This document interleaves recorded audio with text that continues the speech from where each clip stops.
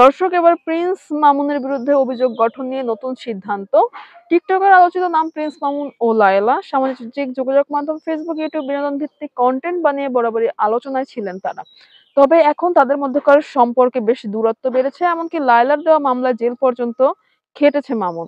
এদিকে রাজধানীর ক্যান্টনমেন্ট থানায় লায়লার করা মারধর হত্যা চেষ্টা মামলায় প্রিন্স মামুনের বিরুদ্ধে অভিযোগ গঠনের জন্য আগামী ৩ ফেব্রুয়ারি দিন ধার্য করেছে আদালত।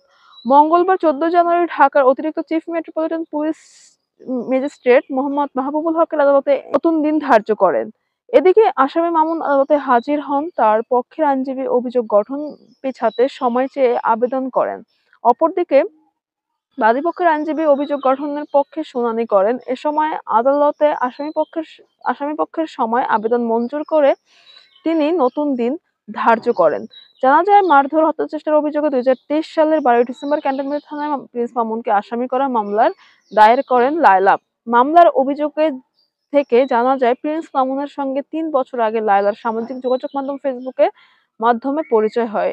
পরিচয়ের এক পর্যায়ে তাদের মধ্যে প্রেমের সম্পর্ক গড়ে ওঠে। দুই পরিবারের সম্মতিতে প্রিন্স মামুনের সঙ্গে তার বিবাহের কথাবার্তা চূড়ান্ত হয়। তখন থেকে প্রিন্স মামুন লায়লার বারিধারা ডিওসিসের বাসায় বসবাস করতে থাকে।